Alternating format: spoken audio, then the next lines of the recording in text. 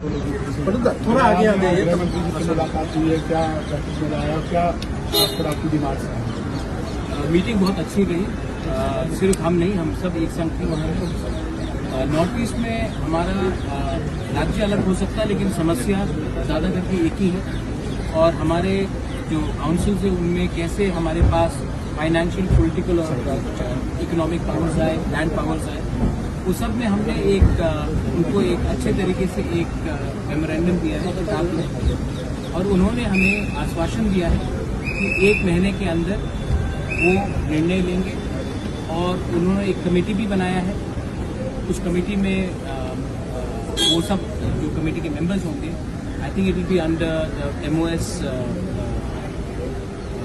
MOS जो अभी बने हैं, और नित्यानंद राय जी उनके अंदर रहेगा। और हम सबसे सलाह करके जल्द से जल्द 1 महीने के अंदर वो एक सोल्यूशन की तरफ आगे बढ़ेंगे। उनका एटीट्यूड, उनका जो हमसे जैसे उन्होंने बात किया, the way he spoke to all of us, the way he communicated with all of us, we are very happy. He is well versed and the most important thing he is said, सबसे बड़ी चीज़ उन्होंने ये कही है कि जो government of India ने आपको आश्वासन दिया है, वो कांग्रेस की हो, बीजेपी की हो या कोई और गवर्नमेंट की भी हो, वो सबका आश्वासन गवर्नमेंट ऑफ इंडिया का है और वो सबका पालन करेंगे। उन्होंने ये हमें आश्वासन दिया है। We are very concern about our constitutional rights, और हमारे जो इंडिजिनस लोग हैं वो 6 शेड्यूल एरिया में जो रह रहे हैं, हमारे ज़मीन, हमारा फाइनेंशियल ऑटोनॉमी, हमारी पॉलिटिकल रिप्रेजेंटेशन और हमारे जो नेक्स्ट जनरेशन का भविष्य है, उसको अगर हमें सिक्योर करना है तो आज हमें एक आवाज़ में बात करना चाहिए।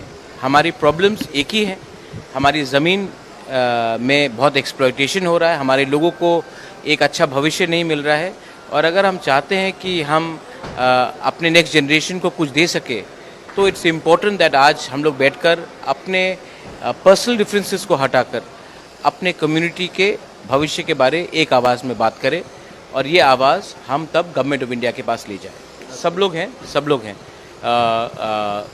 मतलब all states are being represented, लेकिन हमारा एजेंडा एक ही है, to constitutionally secure the future of all the indigenous people, be it in Tripura, be it in Meghalaya, Assam, Mizoram, parts of I mean जहाँ भी हमारे 10 जो 6 शेड्यूल एरियाज है, to constitutionally secure our rights. और जो बांग्लादेश में अब हो रहा है, इतना डिस्टर्बेंस है, अगर आज हमने इंटरनल पॉलिटिक्स बांग्लादेश का देखा है, तो और भी ज़रूरत पड़ता है कि हम इलीगल माइग्रेशन को रोकें, इलीगल इन्फिल्ट्रेटर्स को रोकें और अपने ज़मीन को कॉन्स्टिट्यूशनली सुरक्षित करें। Land rights, political rights and financial rights is a must.